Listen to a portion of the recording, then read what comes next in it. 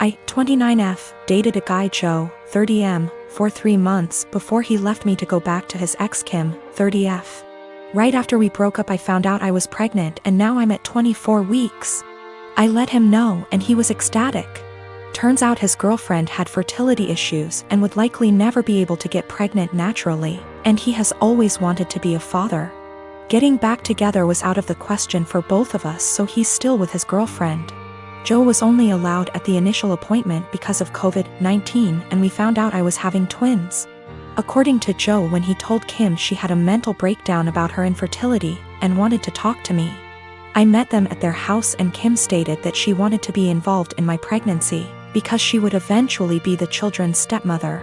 She started telling me that I needed to do a home birth, that I needed to formula feed so that they could have the babies half of the week, that she wanted 1 boy and 1 girl, and that she wanted the kid to call her mama since they would be calling me mommy. I shut her down and said I would make the best choices for my children and my body and left. Kim continued to be overbearing and texting me every day about my eating habits, exercise habits, and ing about how her job wouldn't let her take maternity leave. At the virtual genetics counseling appointment, she attended instead of Joe and took over the whole meeting trying to talk about her family history, which wasn't relevant. When it came time for my 20-week level 2 scan, they allowed me 1 guest and Joe suggested I take Kim instead of him, which I refused to do.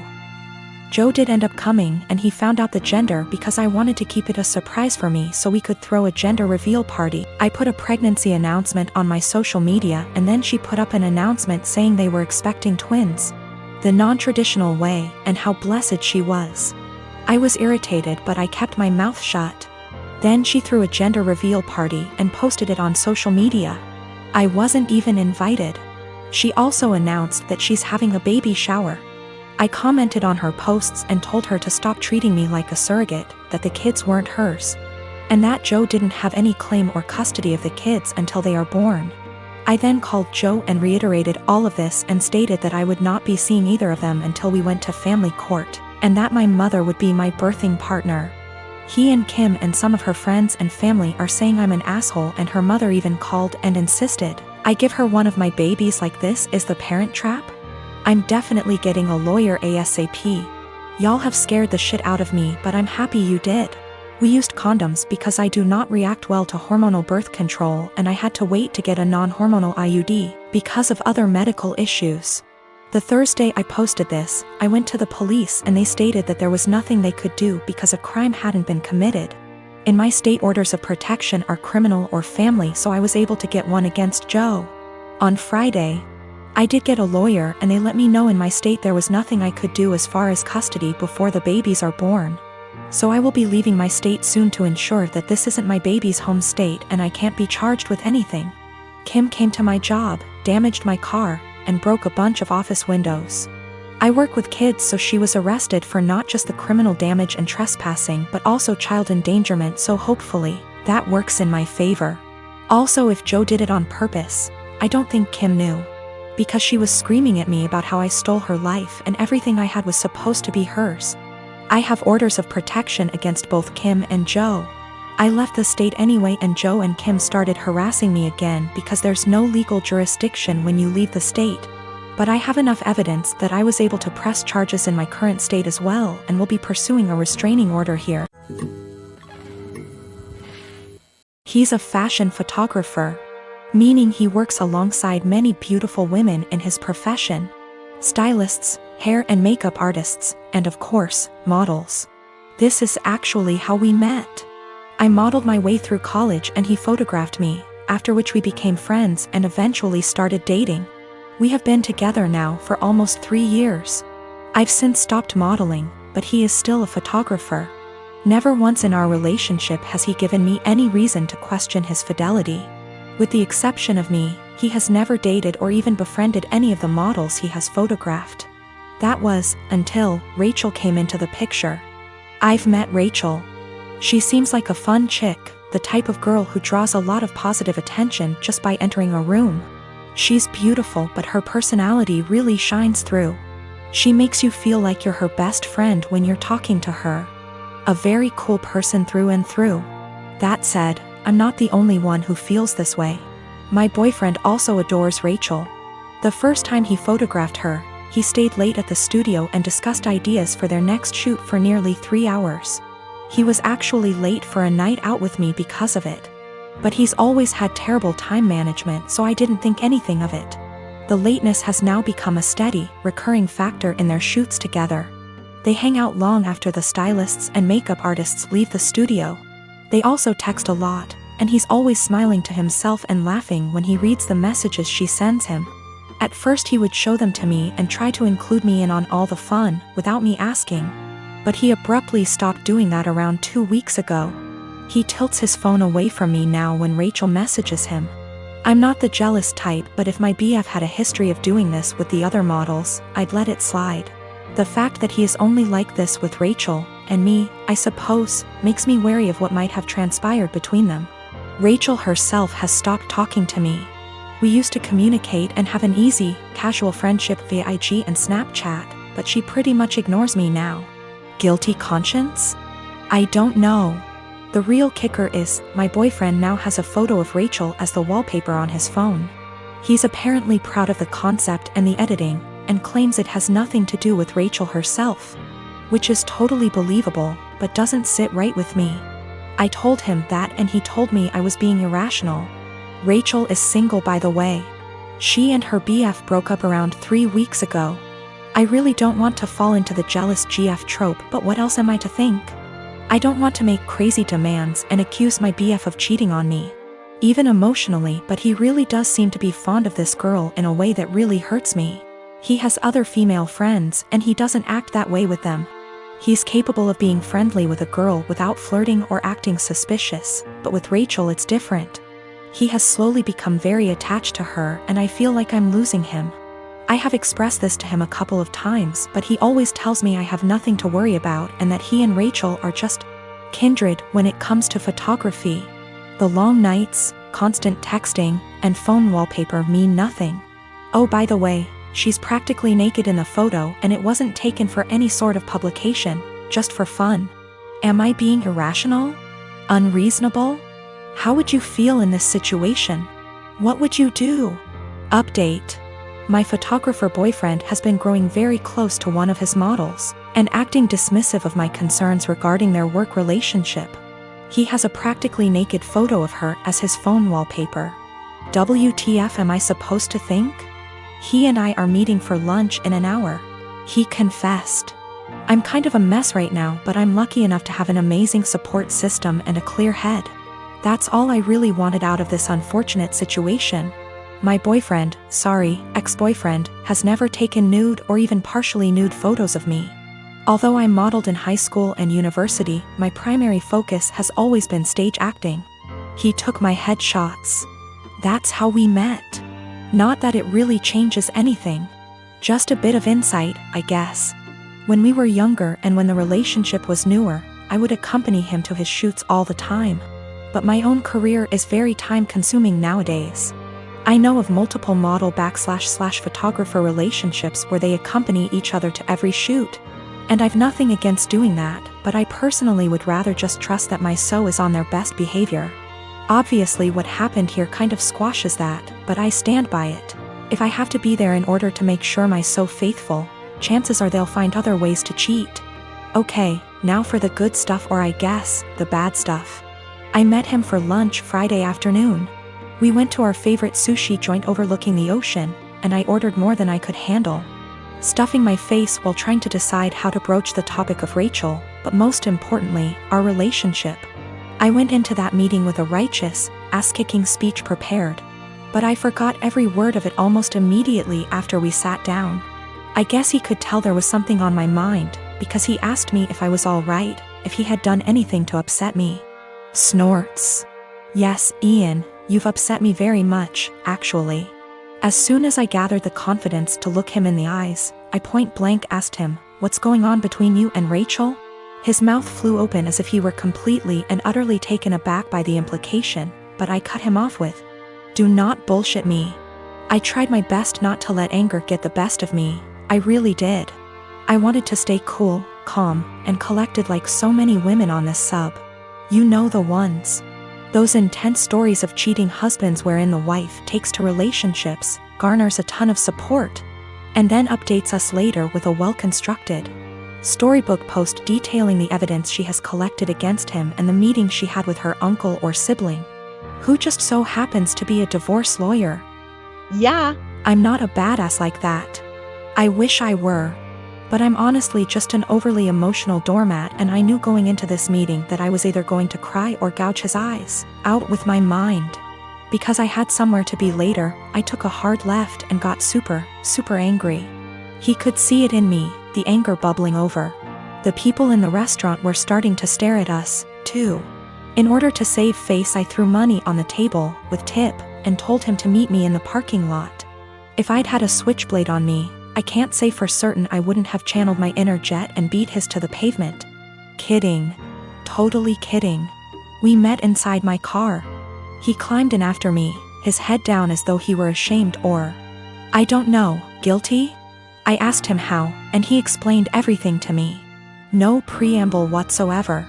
The moment he met Rachel, he felt some type of way towards her.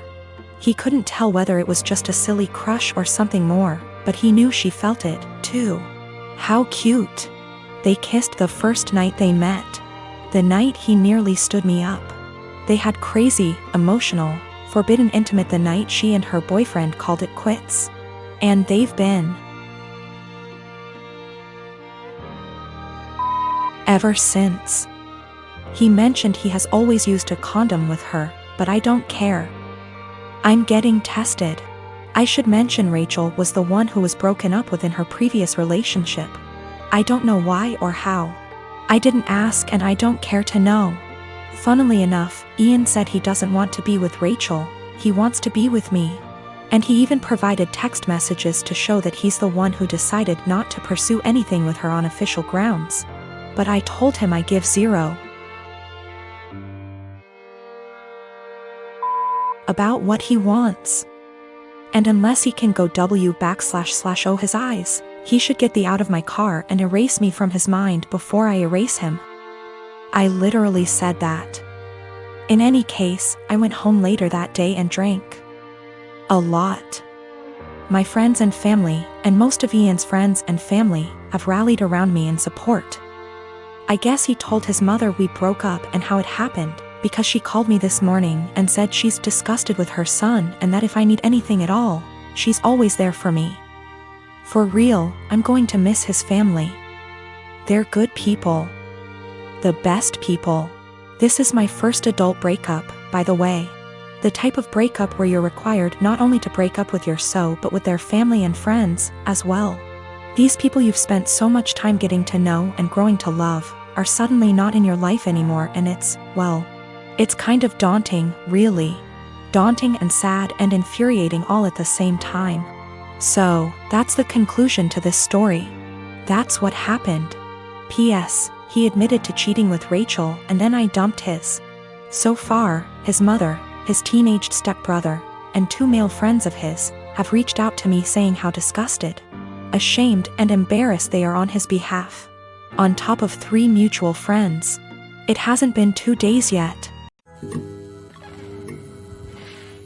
Me and my girlfriend have never fought, we get along fine. We have been living together for 9 years now, and have been dating for 12 years. We have a healthy sex life, we both have decent jobs that bring in decent money. In the past we talked about marriage a lot and would often joke about what our wedding would be like, yes. I know how stupidly lame this sounds, however we always agreed we needed to settle down first. We bought a house about 1.5 years ago, and were finally able to settle down. Our work schedules normalized, we were able to remove a huge waste of time from commuting. And we were finally able to take various activities after work, e.g., dancing classes, cooking classes, etc. We were able to finally settle down. Finally we decided to take a week off and unplug on the week of 12-year anniversary. She wanted to go camping and hiking, and do the things we used to do when we were first dating. Unbeknownst to her, I secretly decided to pick the exact same area where we met to do our hiking / camping trip. 2 weeks ago, as we are leaving, she realizes where we are going and becomes ecstatic, and gushes about how romantic I am. More or less everything seems perfect. We do our hike, and we unpack, set up, and by sundown everything feels perfect. So I decided to pop the question. This is where everything kind of falls apart. I ask her, and she just says no. We literally went from I love yous to the single most awkward silence I have ever had in my life in the time span of about a minute. We sat there kind of not saying anything before she says she is tired and goes to bed. She basically proceeds to cry herself to sleep while I sat there doing nothing.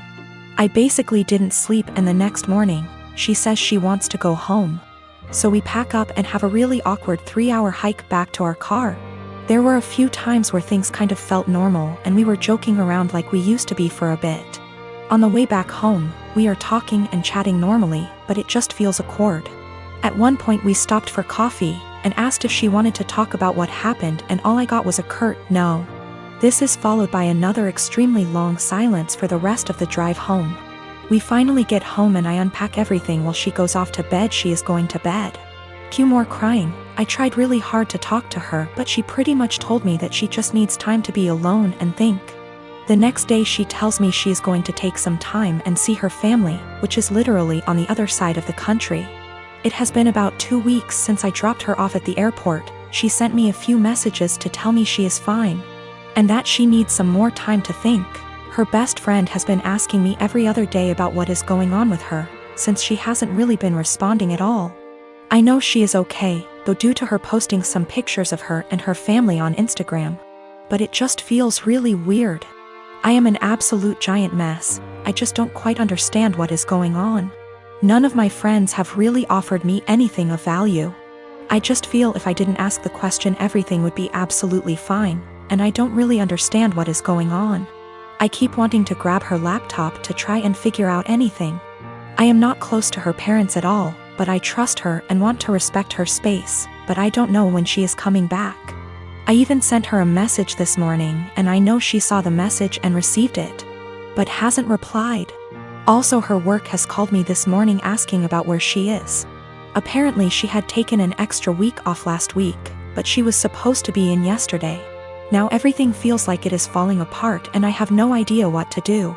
The reason why it took so long for us to get married is we both agreed we wouldn't move to the next step until we finished the following. We both finished school. For her that wasn't until 2 years ago. We both had stable jobs. We had a place where we could agree would be good enough to take stuff to the next step. We both had decent working hours. For a long time she was doing her residency and we more or less worked opposite shifts. We did talk about marriage and kids and both agreed it would be part of the next step after we got settled. I am a 17-year-old female, and I live with my mom, stepdad, and stepsister and stepbrother. I lost my dad to cancer when I was 13 years old. We were very close and his death was a major loss in my life. I wasn't able to keep much of his belongings because of my stepdad's insecurities and lack of sympathy and respect for me and my dad. It's sad to say that mom moved on relatively fast. My stepsister and I share a room together. My stepbrother has the bigger room because he's a man, and as a result me and my stepsister are always in conflict. She wants me out during the day as she uses the room as her art studio. She recently accused me of stealing her tools and convinced her dad to get a lock, so now I'm being forcefully locked out and can't get in till after a huge argument and getting mom involved. My stepsister had an argument with her brother and ruined his gaming console when he was out. He came into the room quietly in the evening, stood by the door and asked me to bring him my stepsister's acrylic paint set. I asked if he got permission. He said yes, so I gave it to him and went back to study. At dinner, my stepsister came downstairs yelling that her brother had access to her room and ruined her paint set. There was a lot of yelling and arguing. Stepdad asked how my stepbrother walked into the room when it was supposed to be locked. My stepbrother admitted I helped him out and brought the paint set to high. My stepsister went off on me, called an accomplice, then ran upstairs and took the gift I prepared for my dad for Father's Day. I picked up flowers I planted from our small garden that I take care of by myself, and prepared a nice wooden letter-shaped pot, used my dad's first initial and filled it with the flowers I picked and decorated it with ribbons. It wasn't that good, but it was like a floral letter.